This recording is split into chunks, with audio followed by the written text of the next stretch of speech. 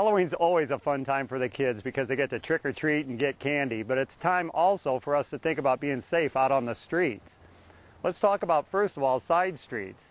That's where most kids are going to be trick or treating. In this case, there's parked cars right here, and that's usually the case. You have to be ready for a kid to just dart right out in the street during Halloween time because they're juiced up on chocolate and sugar and they're just running wild. So the key thing here is to slow down and take your time.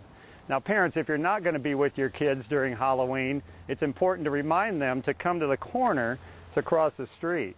Not only can they see the cars better, but the cars can see them.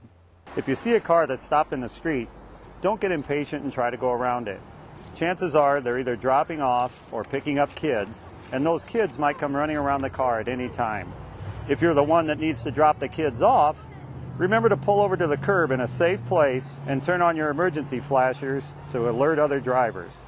Have the kids enter and exit the car on the passenger side by the curb. Because it is so dark on Halloween night, it's important to get costumes that drivers can see. Of course, something light like this that reflects a lot of light is going to show up much better than something like this. And if you're making your own costume, you can actually get ribbons such as this that's really reflective that'll make that costume jump out in front of the car's lights.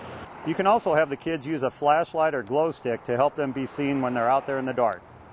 And remember that a child wearing a mask doesn't have much visibility when they're trick-or-treating.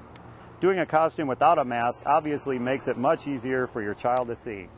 If you don't have your costume yet, there's a lot of car-related costumes out there like this Lightning McQueen costume. Or you could go with your old buddy the auto guy like this good-looking kid right here. For that great costume, you get a big candy bar. Sweet! For Channel 6 News, this is Mark Champion, the Auto Kid. Yes. Alright, I like that one.